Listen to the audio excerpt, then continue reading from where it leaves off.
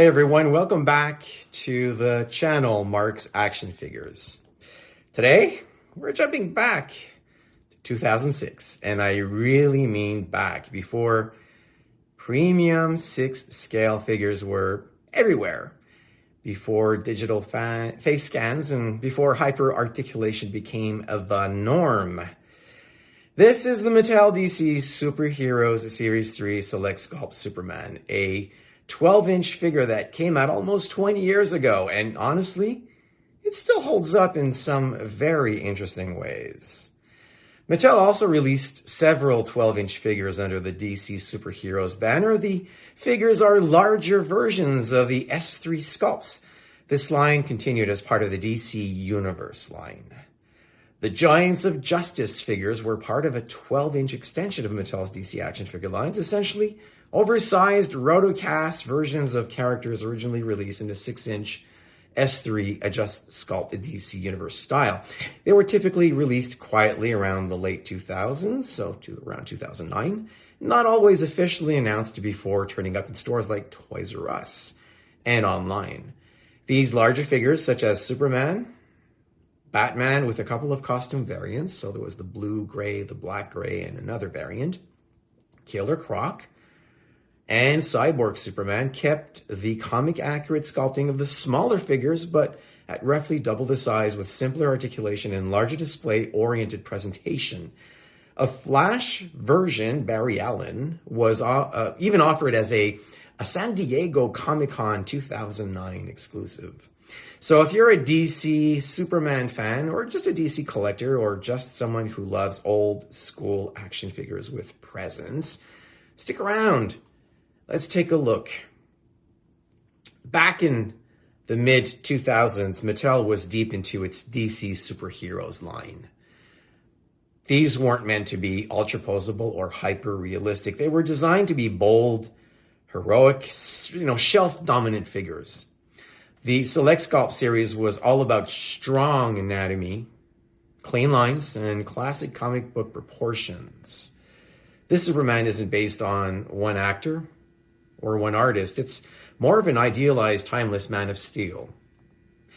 And at 12 inches tall, this figure was clearly meant to command attention. The packaging on this one figure is very early 2000s Mattel. You've got the bold DC Superheroes branding, character artwork, and that classic window box that lets you see the figure clearly inside. Nothing fancy, no magnetic flaps, no foam trays, but it does the job.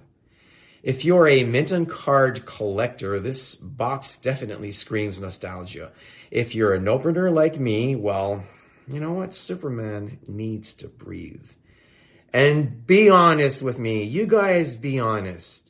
Who hasn't done this with their figure? Come on. You know you did. Be honest.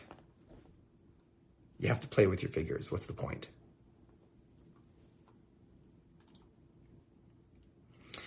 Let's talk about sculpt, because this is where the figure really shines. The proportions are pure Superman.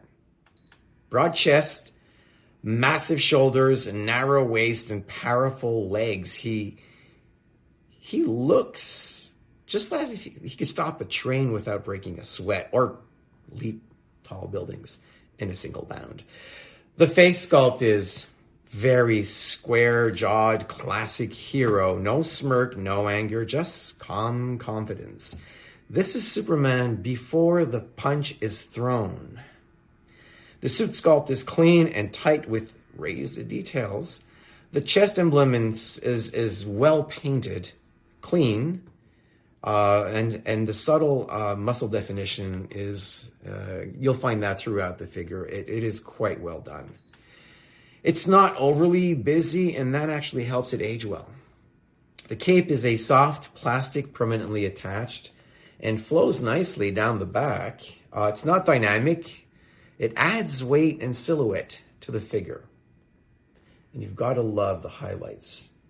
So the dark shades that are painted on directly on the cape. Quite beautifully done.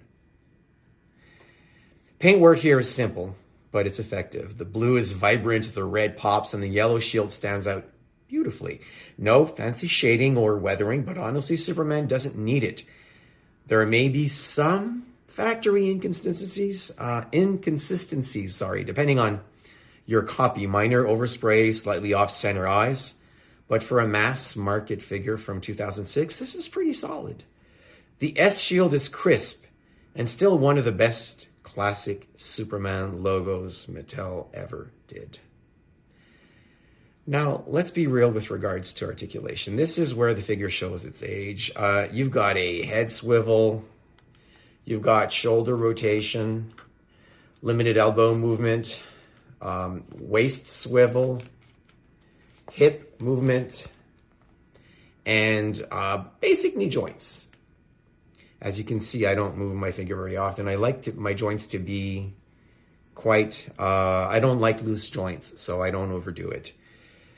So there are no ankle rockers, no double joints, no flight stands. It does have an amazing stand, however, I have to say. It comes with a beautiful S stand that you place the figure on, and it is absolutely gorgeous. I mean, this thing is fantastic. I love the base for this figure. This is more of a museum pose Superman than an action pose Superman. But honestly, standing tall in a neutral heroic stance, he looks just absolutely wonderful. He's fantastic. At 12 inches, this figure has presence. He towers over the 6 inch and even the 7 inch figures that you have in your collection. On a shelf, he immediately reads as the centerpiece. If you pose him with other DC Select Sculpt figures, he looks right at home. If you put him next to the modern imports, he feels more like a statue figure hybrid.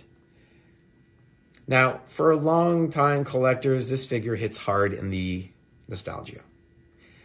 This was a time when Superman figures were unapologetically heroic. No battle damage, no edgy realism, just hope and strength. Hope. That's what the symbol means, hope. Value-wise, it's not outrageously expensive, but prices vary depending on condition and box. It's not rare, but it is meaningful, and sometimes that matters more. So my pros and cons: excellent classic Superman sculpt, strong shelf presence, timeless comic-inspired look, and nostalgic Mattel DC era piece. Cons, well, very limited articulation, soft plastic cape limits posing, paint can vary between releases. My final thoughts? So is this the ultimate Superman figure? No.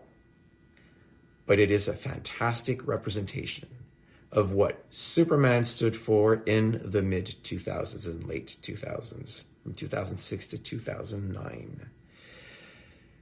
If you love classic DC heroic proportions and figures that